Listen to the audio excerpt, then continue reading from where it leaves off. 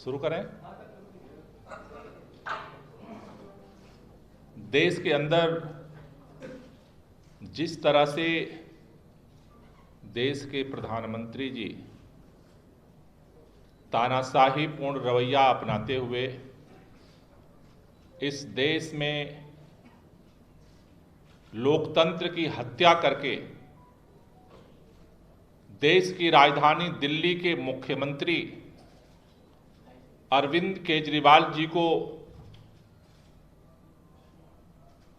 जिस तरह से गिरफ्तार किया है, आज पूरे देश के अंदर जो लोग भी संविधान से मोहब्बत करते हैं, लोकतंत्र से मोहब्बत करते हैं, जो लोग इस देश की संवैधानिक संस्थाओं से मोहब्बत करते हैं, सभी लोगों के दिलों में आक्रोश है। और बात केवल अरविंद केजरीवाल जी की नहीं है। जिस तरह से पूरे देश के अंदर एक एक करके संपूर्ण विपक्ष को खत्म करने के लिए देश के प्रधानमंत्री जी एजेंसियों का दुरुपयोग करके, षड्यंत्र करके, विधायकों की खरीद फरोख्त करके, लोगों को डरा करके, धमका करके और पूरे विपक्ष को या तो पैसे दे करके खरीद रहे हैं या फिर ईडी सीबीआई से धमका करके अपनी पार्टी में शामिल कर रहे हैं, या फिर जो सुनने को तैयार नहीं है, जो न बिकने को तैयार है, न झुकने को तैयार है, न रुकने को तैयार है, उन सारे विपक्ष के नेताओं के खिलाफ फर्जी मुकदमे करके उनको गिरफ्तार करने की साजिश हो रही है। दिल्ली के मुख्यमंत्री माननीय अरविंद केजरीवाल जी की गिरफ्तारी से पहले हम सब ने देखा कि किस तरह से झारखंड के अंदर वहां के मुख्यमंत्री को गिरफ्तार किया गया। हमने देखा है कि किस तरह से देश के अंदर, चाहे पश्चिम बंगाल के मुख्यमंत्री हो ममता बनर्जी, चाहे वो बिहार के अंदर तेजस्वी यादव जी, चाहे वो देश के अलग अलग हिस्सों में इंडिया गठबंधन के जो नेता हैं, सबकी फाइलें फर्जी मुकदमे लगा करके ये कोशिश की जा रही है कि या तो उनको चुप कर दिया जाए या जेल के सीखचों में बंद कर दिया जाए।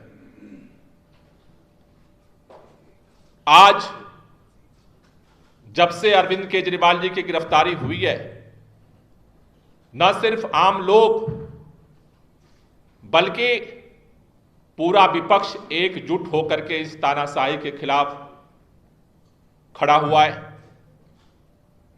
दिल्ली की सड़कों पर, देश की राजधानियों में, अलग अलग हिस्सों में लगातार विरोध प्रदर्शन हो रहे हैं और यह आंदोलन आगामी दिनों में और तेज होगा। दिल्ली के अंदर एक तरफ तो मुख्यमंत्री को इन्होंने गिरफ्तार कर लिया और दूसरी तरफ पूरे दिल्ली को इन्होंने छावनी में तब्दील कर दिया है। रात में मुख्यमंत्री जी की गिरफ्तारी हुई, जो भी विधायक, चुने हुए विधायक पहुंचे, उनको उठा लिया गया, गिरफ्तार कर लिया गया। सुबह सुबह विधायक, मंत्री मुख्यमंत्री जी के घर उनके परिवार के लोगों से मिलने पहुंचे, उनके परिवार को हाउस अरेस्ट कर लिया था, किसी को एंट्री तक नहीं दी गई। प्रोटेस्ट का काल था, आम आदमी पार्टी के कार्यालय को इन्होंने छावनी में तब्दील कर दिया।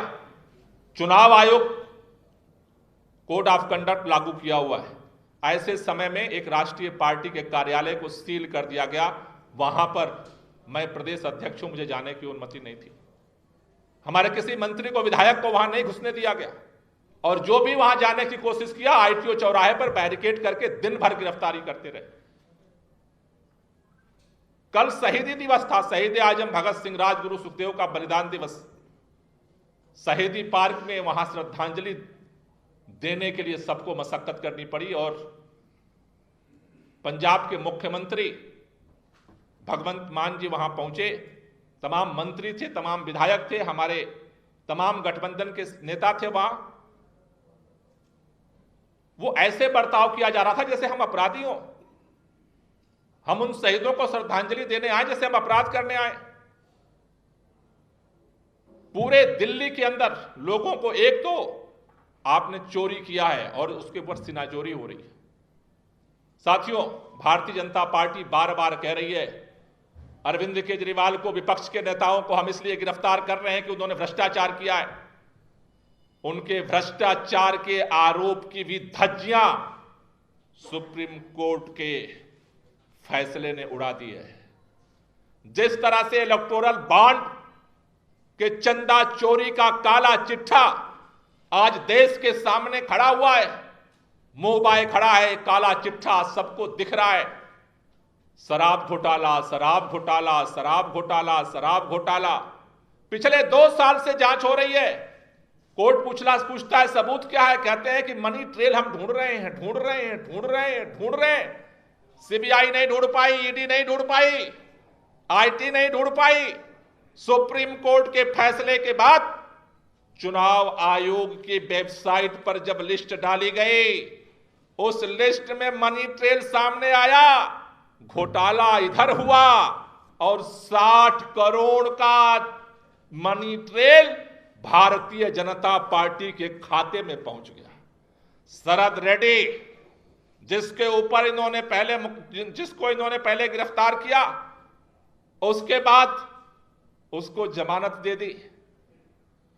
60 करोड़ रुपया इलेक्टोरल बॉन्ड के नाम पर जो है भारतीय जनता पार्टी ने अपने खाते में जमा कराए। मनी ट्रेल सामने आ गया, लेकिन अब सीबीआई बोल सकती है, ना ईडी बोल सकती है, ना कोई नहीं बोल सकता। और भारतीय जनता पार्टी के नेता चुप बैठे हैं। मैं कहना चाहता हूं कि अगर हिम्मत है तो बताओ ये भ्रष्टाचार क्यों किया। 8,000 करोड़ से ज्यादा रुपया हमारे कांग्रेस के साथी बैठे हैं। मार मार के कौन सा लोकतंत्र स्थापित हो रहा है। इसलिए आज पूरा विपक्ष इकट्ठा हो रहा है, क्योंकि इस देश के सामने खतरा है। बात विपक्ष के नेताओं की नहीं है, बात मुख्यमंत्री की भी नहीं है, बात आम आदमी पार्टी की नहीं है, बात कांग्रेस पार्टी की नहीं है, बात इंडिया अलायंस की नहीं है, बात देश का है। अगर आज यह देश चुप रहा तो चुनाव के बाद अगर मुख्यमंत्री सरेआम गिरफ्तार हो सकता है तो इस देश के अंदर कौन अपनी आवाज उठा सकता है। अगर इतनी पुरानी पार्टी का खाता सील हो सकता है, हर व्यापारी जो इनको चंदा नहीं देगा जबरदस्ती उसका खाता सील होगा। हर देश का नागरिक का खाता सील करेंगे। जो बोलने की जरूरत करेगा जेल के अंदर बंद किया जाएगा। इस देश के अंदर ना तो कोई आंदोलन की गुंजाइश होगी, ना बोलने की गुंजाइश होगी। इसलिए इस तानाशाही के खिलाफ दिल्ली के अंदर जिस तरह से इन्होंने पुलिस छावनी बनाई है, इस लड़ाई को और तेज करने के लिए और व्यापक बनाने के लिए हम लोगों ने यह निर्णय लिया है कि 31 तारीख को रविवार के दिन 10 बजे पूरी दिल्ली रामलीला मैदान में इकट्ठा होगी। महारैली इंडिया गठबंधन मिलकर के महारैली 31 तारीख को 10 बजे रामलीला मैदान चलो का नारा गूंजेगा दिल्ली के अंदर। और न सिर्फ दिल्ली बल्कि पूरे देश के लोगों से मैं अपील करना चाहता हूं, जो लोग भी संविधान में विश्वास करते हैं, जो लोग भी इस लोकतंत्र में विश्वास करते हैं, चाहे वो राजनीतिक पार्टी के हों, चाहे सामाजिक संगठनों के हों, चाहे व्यापारिक संगठनों के हों, जो लोग भी इस मुल्क से मोहब्बत करते हैं, उन सबसे मेरी अपील है कि 31 तारीख को 10 बजे रामलीला मैदान चलो और इस देश को बचाने के लिए, इस तानाशाही को खत्म करने के लिए अपनी आवाज को हम वहां से बुलंद करेंगे और वहां से और मिल करके इस संयुक्त लड़ाई को और देश के अंदर आगे बढ़ाएंगे। हमारे बीच में इंडिया अलायंस के हमारे साथी कांग्रेस पार्टी के प्रेसिडेंट अरविंदर सिंह लवली जी हैं। मैं चाहूंगा कि वो अपनी बात रखें।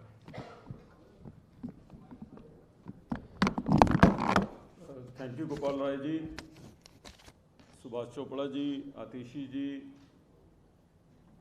सौरभ भारद्वाज जी, हमारे सभी साथी जो मंच पे और सामने उपस्थित हैं। दोस्तों, जैसा गोपाल राय जी ने कहा, निश्चित तौर पे पूरे देश के सामने आज जिस तरीके से लोकतंत्र को खतरा है, हमारे नेता राहुल गांधी जी, ऐसे में कांग्रेस जब लोकतंत्र के ऊपर इतना बड़ा हमला हो रहा हो कांग्रेस पार्टी उसमें उससे पीछे रहे, ये प्रश्न ही नहीं पैदा हो सकता। हम मजबूती के साथ इस देश के लोकतंत्र को बचाने की लड़ाई के साथ इंडिया गठबंधन के अपने सभी पार्टनर्स के साथ मजबूती के साथ कांग्रेस पार्टी खड़ी है। आज बहुत दुख और चिंता की विषय है, और ये दुख और चिंता केवल कांग्रेस के लिए, आप पार्टी के लिए और इंडिया गठबंधन के लिए नहीं है, ये तमाम भारतवासियों के लिए तकलीफ की बात है। नौजवान पीढ़ी के लोगों से, नौजवान पीढ़ी जो हमारा भविष्य है, उन लोगों से मैं विशेष करके ये अपील करना चाहता हूं। अभी जिक्र हो रहा था कि कल शहीदी दिवस था भगत सिंह जी का, राजगुरु जी का, सुखदेव जी का। इतनी कम उम्र में उन्होंने क्यों शहादत दी थी? महात्मा गांधी जी ने इस देश के नौजवानों को, इस देश की अधिकतर आबादी को लेके करो और मरो का नारा किस लिए दिया था? वो इसलिए दिया था कि हम लोकतंत्र की खुली हवा में जो है सांस ले सकें, हम आज़ादी को महसूस कर सकें। आज जिस तरीके का माहौल आ रहा है, ऐसे माहौल की कल्पना तो महात्मा गांधी जी ने और भगत सिंह जी ने और बाकी शहीदों ने नहीं की होगी।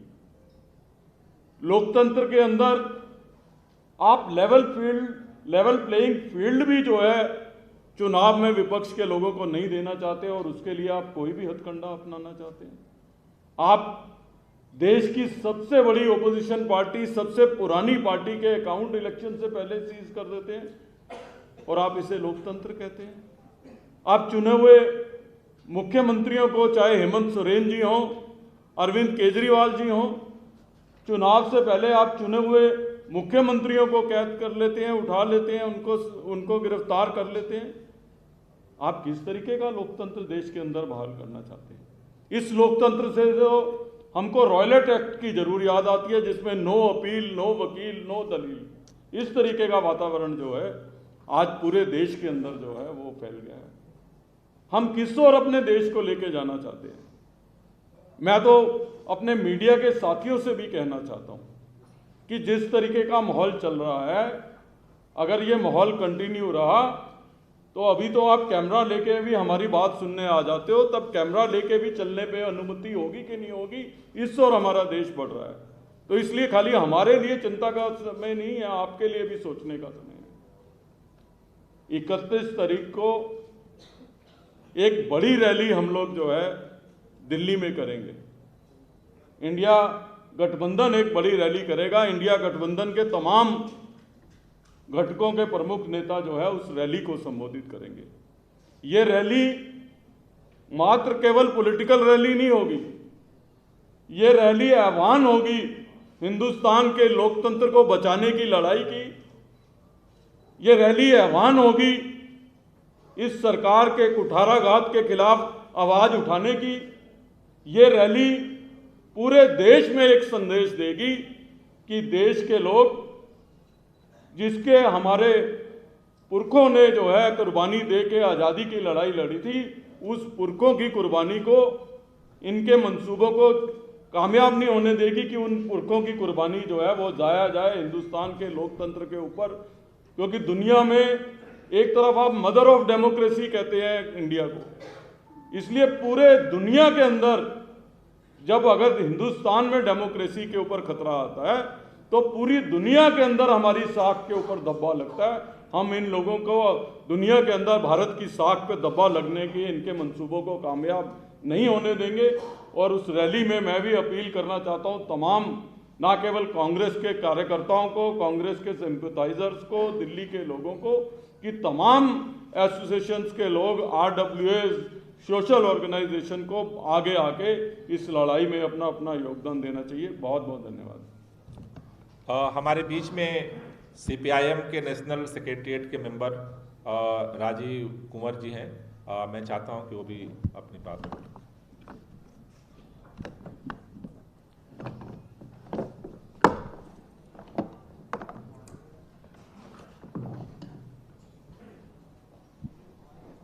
CPIM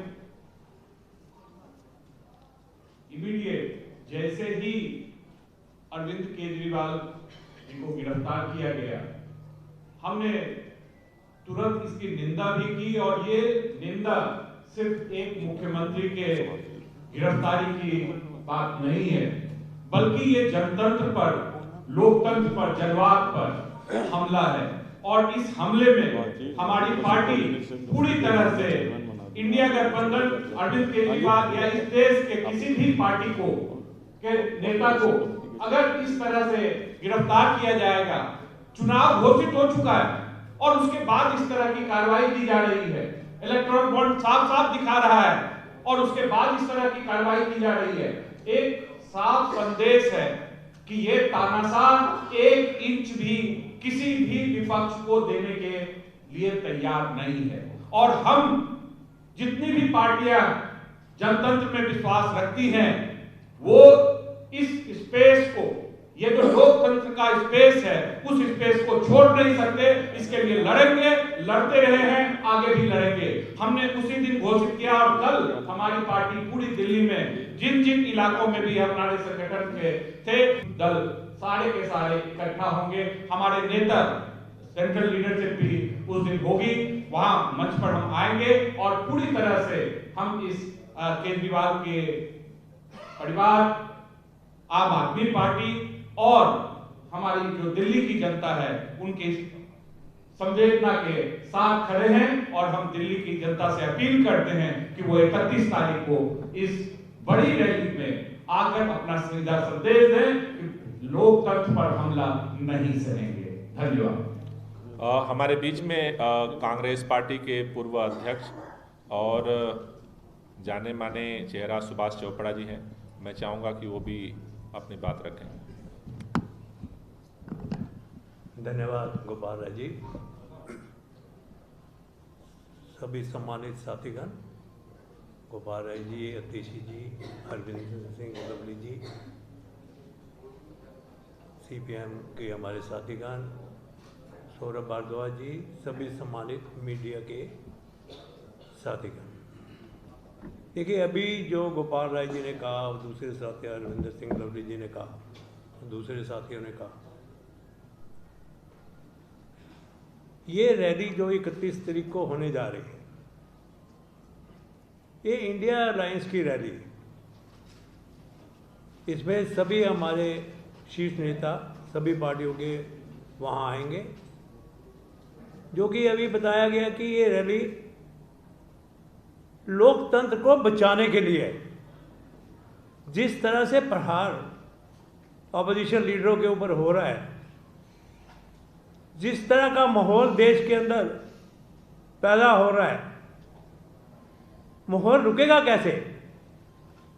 जो स्ट्रॉन्गेस्ट पिलर ऑफ डेमोक्रेसी हमारा मीडिया है, जुडिशरी है, एग्जीक्यूशन है, लेजिस्लेशन है, जब वही कमजोर हो जाएगा तो देश कैसे बचेगा, डेमोक्रेसी कैसे बचेगी? ये रैली, ये रूलिंग सत्ता में के नशे में झूम रही सरकार को बताना चाहेगी कि देश का नागरिक इतना कमजोर नहीं। आज देश के अंदर महंगाई के खिलाफ लड़ाई हो रही है। आज देश के अंदर बेरोजगारी के खिलाफ जो हमारे नेता राहुल गांधी जी लड़ाई लड़ रहे हैं, देश के कोने कोने में जाके आवाज उठा रहे हैं, लेकिन उस आवाज को कुचला जा रहा है। उस आवाज को बुलंद करने के लिए, इस देश को जागरूक करने के लिए जो रास्ता बाबा अंबेडकर जी ने हमें दिखाया कि उस कॉन्स्टिट्यूशन की रक्षा के लिए, मैं ये समझता हूँ ये रैली का आयोजन हो रहा है। और इस रैली से, जैसा कि अरविंदर सिंह लवली जी, गोपाल राय जी ने और दूसरे हमारे सीपीएम के साथी ने जो अपील की है, मैं भी सबसे अपील करूंगा, this rally is to save the constitution of the country. This rally is for the sake of upliftment of poor section of the society. This rally is against unemployment. ये सारी की सारी चीज़ों को जोड़कर जो हमारे नेता जिस तरह से अत्याचार ऑपोजिशन लीडरों के ऊपर, जिस मुख्यमंत्री के अरेस्ट का टाइमिंग देखिए कि व्हाट आर द टाइमिंग्स। उधर आचार संहिता चालू हो गई, उधर आपने मुख्यमंत्री जी को अरेस्ट कर लिया, शिबू सोरेन जी को अरेस्ट करने की इलेक्शन आने वाला है। आप दिखाना क्या चाहते हैं दुनिया को? दुनिया में इस बात की चर्चा हो रही है कि किस तरह से डेमोक्रेसी को कुचला जा रहा है। और मैं ये समझता हूं कि आने वाली रैली जो 31 तारीख को दिल्ली में होने जा रही है, ये चेता देगी पूरी सरकार को कि हिंदुस्तान की जनता कमजोर नहीं है। हिंदुस्तान की जनता जानती है अपने हक को लेना। हिंदुस्तान की जनता जानती है कि जो अम्बेडकर जी ने हमें कॉन्स्टिट्यूशन दिया, उस कॉन्स्टिट्यूशन की कैसे रक्षा करनी है। ये रैली उसी का एक उद्देश्य को लेकर हम आगे बढ़े हैं। आप सबका धन्यवाद। हमारे बीच में दिल्ली सरकार के मंत्री आतिशी जी हैं। सौरभ जी, कोई क्वेश्चन हो तो आप ले लीजिए। इंडिया गठबंधन की सभी पार्टियां इसमें शामिल होंगी और उनका सभी जो शीर्ष नेतृत्व है वो लोग भी इसमें शामिल होंगे। सर, आप लोगों ने कहा कि आप लोगों को दफ्तर नहीं जाने दिया जा रहा था, तो जो रामलीला मैदान में आप लोगों को इतनी बड़ी चीज है, क्या आप लोग इसको लेकर परमिशन को लेकर कहीं आप आश्वस्त हैं कि आप लोगों को मिलेगी नहीं मिलेगी, क्योंकि आप लोगों को दफ्तर भी मेरे ख्याल से दिल्ली के अंदर सुप्रीम कोर्ट की तरफ से पब्लिक मीटिंग करने के लिए रामलीला मैदान ही एक जगह है कि जो अलाउ है, तो वहाँ पर परमिशन हम मांगेंगे। और हमें इस बात का भरोसा है कि पुलिस जो है रामलीला मैदान में शांतिपूर्वक हमें जो है इस महारैली को करने देगी। और अगर मुझे लगता है कि अगर फिर भी देश के प्रधानमंत्री जी अगर लोकतंत्र के उस कोने को भी अगर सील कर देते हैं तो उसके बाद फिर आगे का निर्णय हम लेंगे। दुर्भाग्य है कि आपको ये प्रश्न पूछना पड़ रहा है कि रैली करने की भी परमिशन मिलेगी नहीं मिलेगी। यही लड़ाई है कि आप देश के प्रमुख विपक्षी गठबंधन से ये सब प्रश्न पूछ रहे हैं। ये आपने बहुत अच्छा प्रश्न पूछा है। आज यही क्वेश्चन है देश के सामने कि हमको रैली करने की भी इजाजत मिलेगी नहीं मिलेगी, इस पे भी क्वेश्चन मार्क है। और कोई क्वेश्चन हो? Thank you.